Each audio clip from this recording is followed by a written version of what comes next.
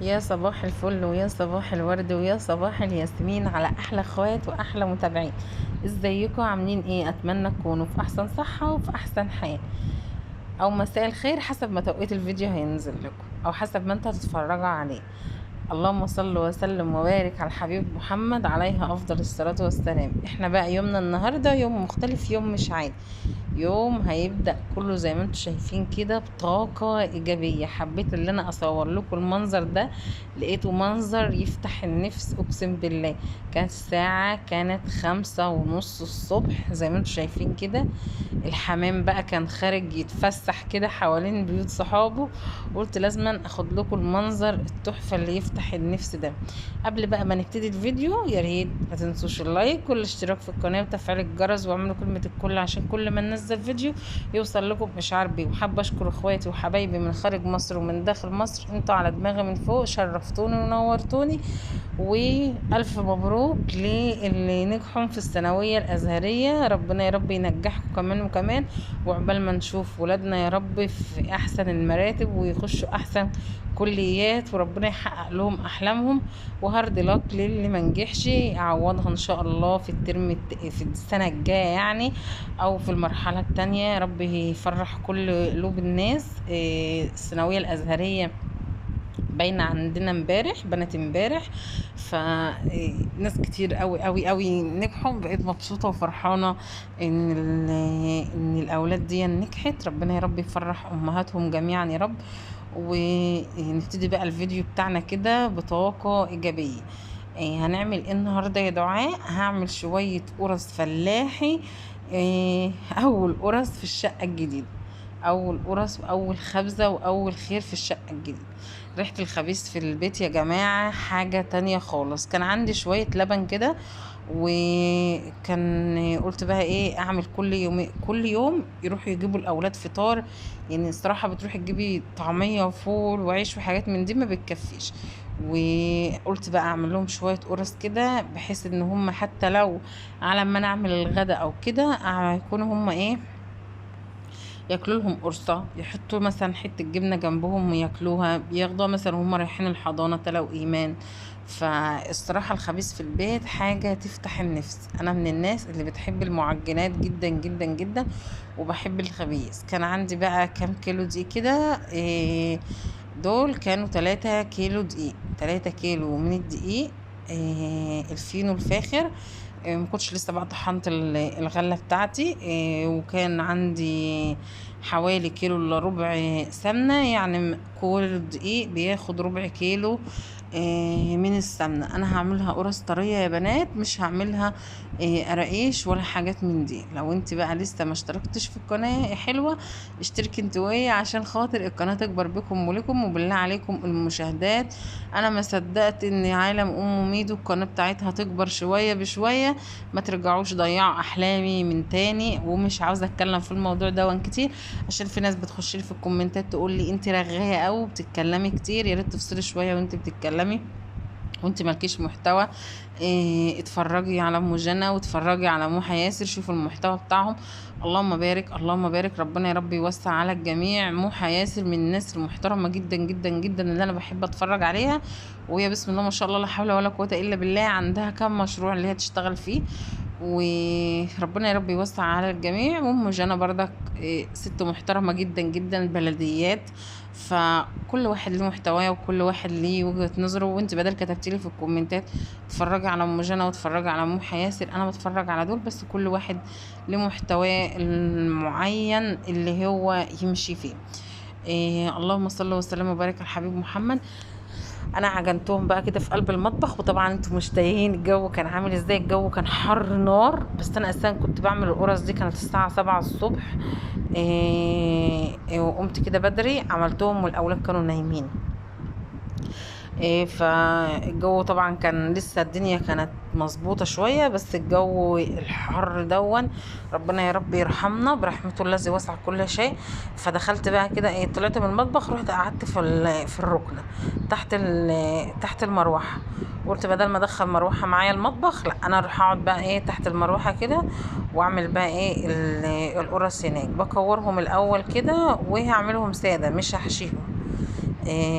هعمل بس ايه وحدتين بملبن، كان عندي ملبن فايض من كحك العيد حاطاه في التلاجة، هعملهم بهم بس وخلاص، مش هعمل اي حاجة تانية. زي ما انتوا شايفين كده، لو انت عندك كيلو دقيق بربع كيلو سمنة بحوالي كوبايتين لبن، حسب ما الدقيق بتاعك ياخد منك، مش هيكلفك اي حاجة، هتعملي لاولادك بسم الله ما شاء الله كمية حلوة.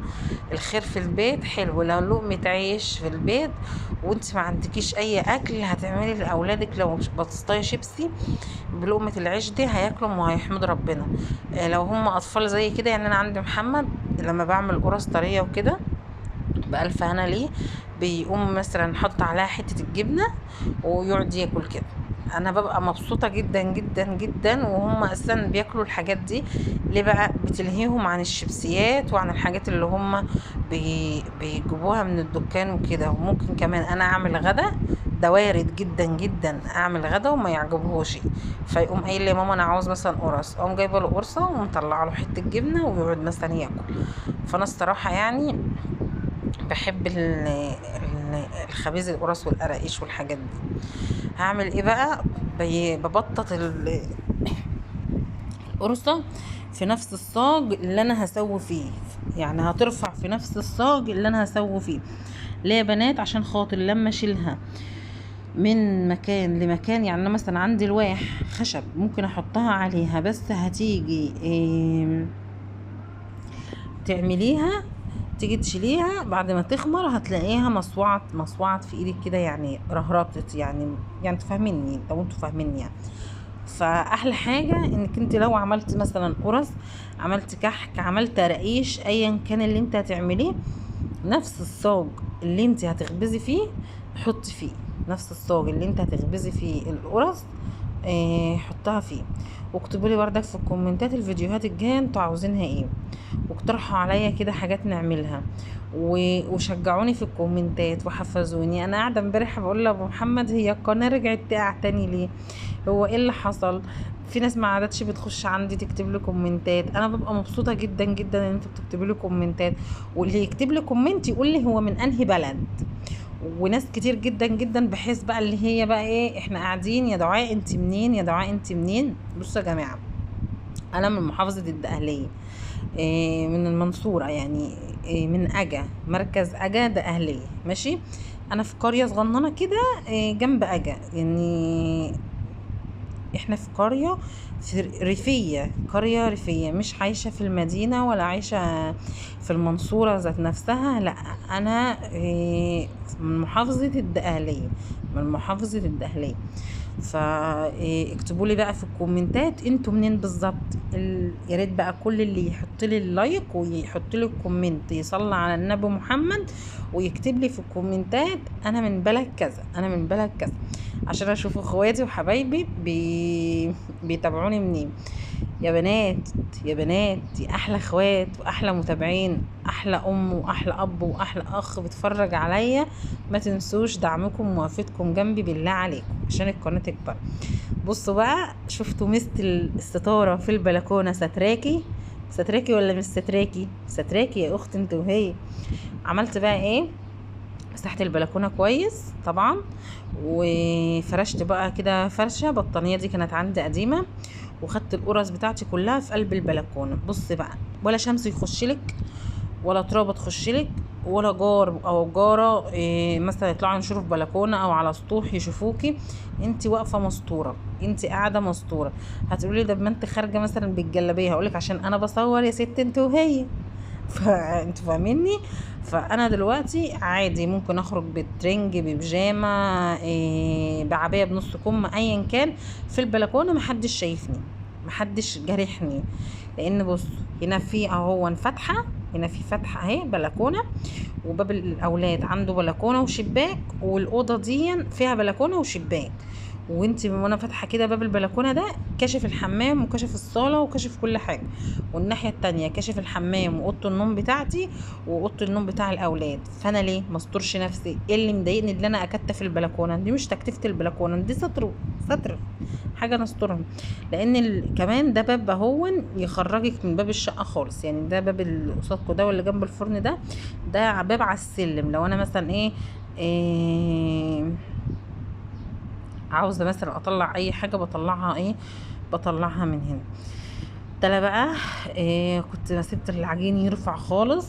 في الوقت ده كده كانت الساعه 10 الصبح، كان هما لسه صاحيين من النوم.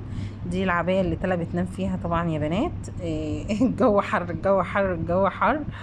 ف حطوا اللايك، حطوا اللايك، ما تنسوش اللايك بالله عليكم. اللايك هو اللي بيرفع الفيديو. انا قلت بقى نخرج من نظام ترويقة الشقة وفرش الشقة والحاجات دي كلها. وانتوا برضه اكتبوا لي ان شاء الله بقى عاوزين في المرحلة الجاية. انا بص لسه عندي فيديوهات، لسه اصلا بعمل تنظيفات، لسه معايا فيديوهات كتير قوي لتنظيفات الشقة وتجديدات في الشقة، وجددت حاجات كده على قد الايد وان شاء الله باذن الله. عشان في ناس كتبت لي يا دعاء ورينا الدولاب في الاخر وورينا السجاده انت فرشتها فين. الفيديوهات الجايه ان شاء الله باذن الله كلها كلها تعجبكم. بصوا بقى احلى حاجه الفرن انا ما كنتش شغلته من زمان قوي. الشقه اول شقه خرجت بيها من بيت العيله اللي سكنت فيها كانت بسم الله ما شاء الله برضه كانت مساحتها كبيره، كنت مشغله الفرن. اما الشقه التانية اللي انا كنت قاعده فيها دي كانت صغيره يعني حلوه، كانت على قد محندقه وجميله، بس كنت حاطه الفرن تحت السلم. بس كان في بقى قطط، كان في مثلا فيران، ما كنتش بحب ان انا اشغل الفرن خالص. الفرن مركون بقاله 6 سنين. الفرن ده مركون بقاله 6 سنين ما اشتغلش خالص. فاول اول خبزه واول حاجه بعد 6 سنين في الشقه الجديده خبزت كده احلى قرص في الشقه الجديده. يعني الحمد لله ولله الحمد. ربنا يا رب يوسع علينا ويوسع رزقنا ويكبر بخاطرنا ويرزقنا من حيث لا نعلم ومن حيث لا ندري، اللهم امين يا رب العالمين. ويكبر بخواطرنا جميعا. وما تنسوش لايكاتكم وكومنتاتكم بالله عليكم. دي القرص اللي حشيتها ملبن، وكان عندي لقيت حته عجوه كده قلت احشيها. ودي كان منظر القرص بقى وهي في قلب الفرن. القرص الطريه ما بتاخدش وقت في الفرن يا جماعه، بطلعها ما بتوطيش النار عليها عشان ما تأزملش في السوا. انا بصوا كنت القعر هنا كان بارد قوي والوش كان حامي، فرجعت ظبطت الفرن وهديت القعر وولعت عليت القعر شويه الشعلة بتاع تحت الفرن، وهديت النار شوية اهو. خدت وش من فوق وتحت. هبخ عليها شوية مية كده عشان خاطر تفضل طرية، وهغطاها هغطاها بالفوطة عشان تفضل طرية ما تنشفش معانا. بأقل تكاليف بأقل مجهود هتقدري تعملي كل حاجة في بيتك. نوفر حاجات كتير بسم الله ما شاء الله عاملاهم كامل الدسم بمعنى اصح لاولادك. حاطه فيهم لبن، حاطه فيهم قشطه، حاطه فيهم سمنه، حاجه نظيفه في بيتك. نعمل كل حاجه في بيتنا، نوفر الشراء من بره. في ناس كتير تقول لك شراء العبد ولا تربيته، لا، الحاجه في البيت، الحاجه الفلاحي مفيش احسن منها. اقسم بالله واحنا قاعدين كده كنا ولا يجي 10 12 قرصه. يعني ما كنتش عملت قرص طريه من زمان قوي قوي قوي قوي. كنتش خبزت اي خبيز من زمان. انا بخبز عندنا عند ابويا في الفرن البلدي، بس لما باجي مثلا اعمل قرص طريه ولا شويه قراقيش ولا اي حاجه كده بعملهم عندي في فرن البوتاجاز يا في الفرن ده. بس طول بقى ما الفرن ده احنا عملناه هنشتغل مع بعض ان شاء الله، وهنعمل مع بعض كل حاجه حلوه. كل حاجة حلوة بدعمكم وبوقفتكم جنبي بكومنتاتكم فضلا وليس امرا. ما تنسوش تكتبولي في الكومنتات الفيديو الجاي عاوزينه وعاوزين بعد كده نعمل افكار في البلكونة. وان شاء الله باذن الله مستنية بس اول الشهر كده نقبض مصروفنا ونروح نجيب شوية ورد وشوية حاجات كده نحطها في البلكونة ان شاء الله باذن الله. كده هعمل لكم حاجات تفتح النفس برضه. كده يكون الفيديو بتاعنا النهارده خلص. اتمنى اللي هو يعجبكم وينور رضاكم فضلا وليس امرا. ما تنسوش تصلوا على الحبيب محمد يمكن اكسب ثواب وربنا يجعله في ميزان حسناتي وفي ميزان حسناتكم. صلوا على الحبيب محمد عليها افضل الصلاه والسلام. اشوفكم باذن الله في الفيديو الجاي على خير. في رعايه الله، مع السلامه.